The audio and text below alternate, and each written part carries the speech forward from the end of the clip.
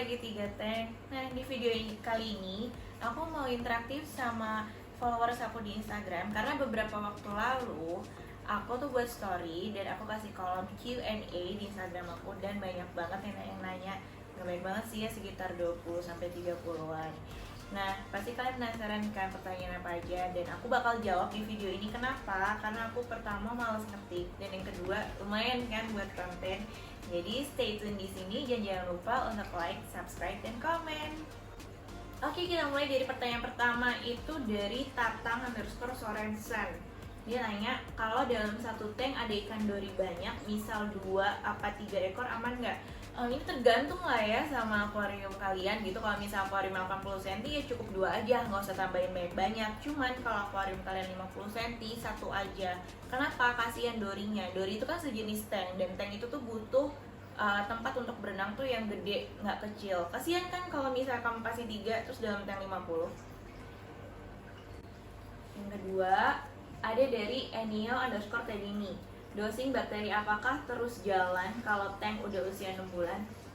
Oke, ini berarti stigmanya kalau dosing bakteri itu di awal-awal doang ya. Padahal tuh enggak. Mau tanknya usia 3 tahun, 10 tahun, 12 tahun, dosing bakteri itu tuh harus. Ini menurut 3 tank ya, karena kita dosing bakteri itu tiap minggu. Tapi ini opini aku aja ya, mungkin di tempat lain ada opini yang berbeda, kita nggak tahu. Dari Evan Stefan, Kak, dosing Big 3 gimana dosis dan urutannya kah? Bentar. Ini bukan kamu bikin kue jadi ada urutannya. Kalau misalnya ngedosing tuh nggak ada urutannya. Nggak harus yang kalsium duluan, magnesium duluan, atau alkalinity duluan. Karena kalau misalnya naruh dosis di akuarium itu tergantung sama kebutuhannya gitu. Yang keluar mana duluan dari auto dosing pump juga gue nggak tahu gitu kan. Nah, kalau misalnya untuk dosis di akuarium itu tergantung dari akuarium kalian. Kalian harus cek setiap 3 hari pakai test kit. Jadi kalian tahu berapa yang harus ditambahin pakai dosisnya itu. Oke, next dari Andreas_bintang. Review lampu dong ya, Hydra sama Radiant. Oke. Aku bukan tukang lampu ya di sini, jadi aku nggak semua lampu aku ngerti reviewnya, karena aku tuh cuma pernah pakai Nemo Light S72, terus Aqua Night V1 V2 sama Maxspec RX seri berapa gitu. Kalau misalnya AI Hydra sama Radiant aku belum pernah pakai, jadi belum bisa aku review karena belum saatnya juga. Kalau misalnya emang kamu mau cari tahu untuk review lampu, cari aja di YouTube AI Hydra review sama Radiant review. Kalau aku belum pernah soalnya. Next dari Rido Aditki, kalau dosing Nopox boleh dibarengin sama GFO nggak? Kalau menurut aku boleh, menurut 3 tank ya boleh ya. Kenapa? Karena aku juga Nopox iya, terus aku pakai reaktor bermedia juga iya. Jadi nggak ada salahnya untuk pakai keduanya itu. Tapi ini menurut kita ya. Next dari WHM Aquaris banget nih. Kak, buat tank 170 cm, lampu yang murah dan bagus, apa ya mau buatnya budgetnya? Oke. Kamu buat tank 170 cm itu panjang loh. Aku aja 130 cm aja udah ngos-ngosan, istilahnya kan gitu. Tapi kalau misal untuk lampu ya sebenarnya kalau untuk 170 kamu mesti effort lebih besar untuk budgetnya. Kenapa? Karena ya aku 2 aja istilahnya 5 sampai 7 juta gitu kan. Kalau misal 170 cm kamu taruhlah budgetmu 7 juta, ya paling dapetnya Aqua Night doang, dapat 7. Udah itu doang. Jadi kalau misalnya semakin besar akuarium ya semakin budgetnya semakin tinggi. Cuma kalau misalnya emang kamu buat budget tank ya taruhlah yang 80 cm 90 cm masih oke. Next dari Agus Her 24, budget buat reef tank all berapa ya? Waduh, 3 tank kalau misalnya ditanya budgetnya berapa tuh udah, kalau mikir-mikir dan hitung-hitung daripada sakit hati mending gak usah dihitung-hitung ya, karena kita nggak tahu udah keluar berapa, mungkin bisa kebeli motor. Kalau misalnya budget untuk reef tank itu tergantung gimana kalian nyiasatinnya sih ya. Kalau misalnya dulu kita tuh kayak beli skimmer ya dulu, 1 bulan depannya tuh beli reaktor, bulan depannya lagi beli lampu, bulan depannya lagi beli dosing pump. Jadi bertahap, nggak langsung semuanya gitu. Kalau misalnya kamu sultan sih ya udah beli aja semuanya. Tapi kalau misalnya kamu buat tank yang proper, yang bagus, itu minimalnya 5 sampai 10 juta.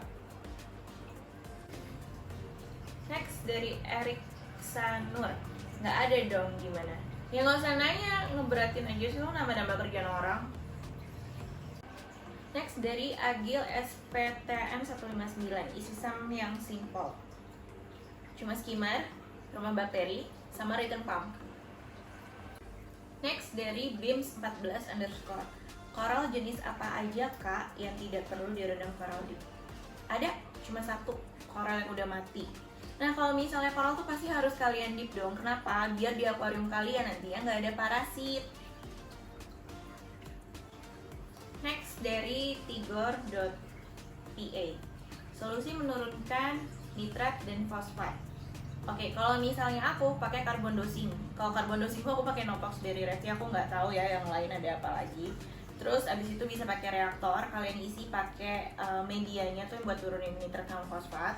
Terus abis itu kalau yang versi paling murahnya itu kalian bisa pakai Ceto. Cuman Cetonya jangan cuma segenggam, langsung aja 10 genggam. Karena kalau cuma 1 genggam, 2 genggam itu nggak akan berasa turunnya.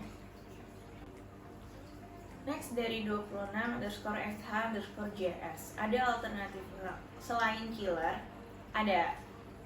Caranya pakai AC satu ruangan. Kayak cara aku, jadi akuarium ini tuh dan ruangan ini tuh 24 jam AC terus. Jadi nggak cuma akuariumnya aja yang dingin, tapi kamu juga dingin, nggak panas. Next dari 26 underscore sh underscore js lagi.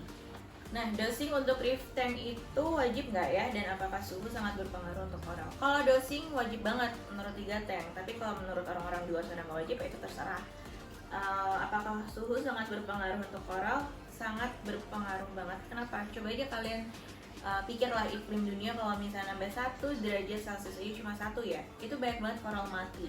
Jadi itu benar-benar berpengaruh. Kalau misalnya coral hidup di suhu yang panas, ya itu cuma keajaiban Tuhan. Sedangkan toleransi coral itu 26 sampai 27 derajat Celcius. Nah, kalau misalnya kalian masih mikir suhu itu nggak berpengaruh sih, aneh aja. Next dari Chin underscore Devin, untuk jaga B3 di main tank, apakah cukup untuk water chance seminggu sekali dengan ASW tanpa dosing B3?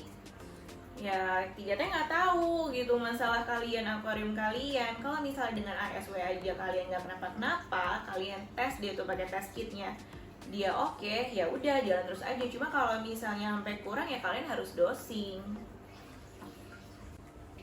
Next dari Idla Firnair, selama cycling lampu harus full nyala 24 jam nggak?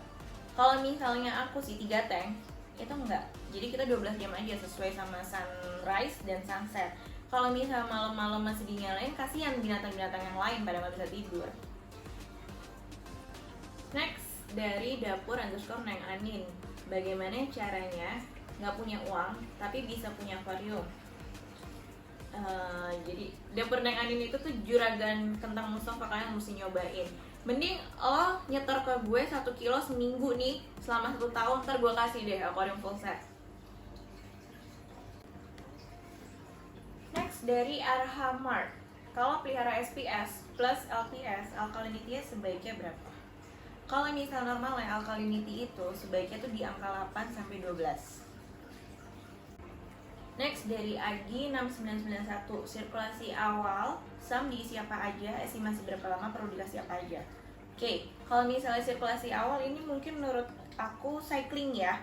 Kalau misalnya untuk cycling itu kalian cuma butuh pumpnya, return pump, sama rumah bakteri, itu yang terpenting. Mungkin kalau skimmer bisa dinanti dulu seminggu 2 minggu sebelahnya. Estimasi berapa lama itu sebulan sampai 2 bulan, lebih lama lebih baik. Terus perlu dikasih apa aja, yang jelas sih butuh bakteri starter. Next dari mb.royan123, membangun reef tank mahal nggak sih kak? Kalau misalnya mahal apa enggak itu relatif ya.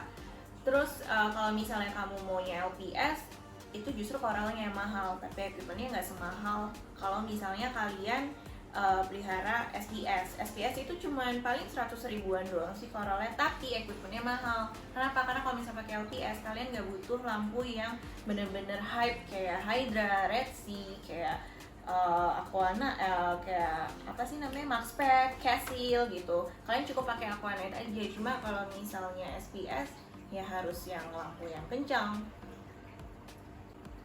Terus perawatannya ribet nggak? Kalau misalnya aku sih ya cuma ganti dosingnya dari botol kosong ke botol baru yang botol barunya Resi. Terus abis itu aku bersihin skimmer. Dan aku nyuci filter shock, itu doang sih aku tiap bulan, tiap minggu sih. Next dari IV4N_T0RA, tinggal di mana? Di Indonesia.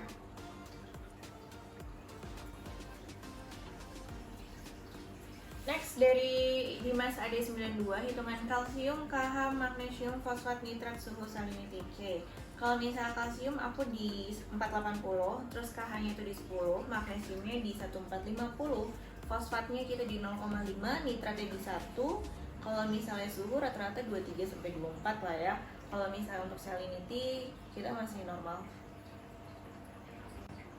Oke, kita ke pertanyaan terakhir dari tulang_botak. Mbak, nanya dong, cara rawat Sinarina merah 5 kali beli nggak tahan lama. Oke.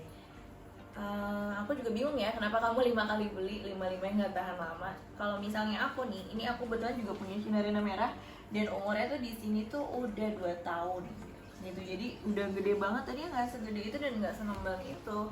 Nah, aku nggak tahu ya kenapa mati Sinarina kamu, cuman mungkin karena koral kamu nggak didik dulu, jadi bawa parasit ke dalam akuarium dan itu ngacoin akuarium kamu.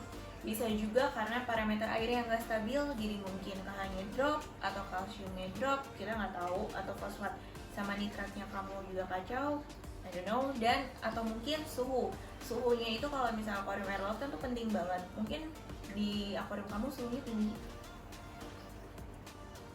Oke, jadi itu jawaban-jawaban aku dari Q&A di Instagram. Nah, kalian kalau misalnya ada komen atau saran, silahkan tinggalin komen di bawah. Dan jangan lupa untuk like dan subscribe dan follow Instagramnya 3TEN di @3TEN. Bye!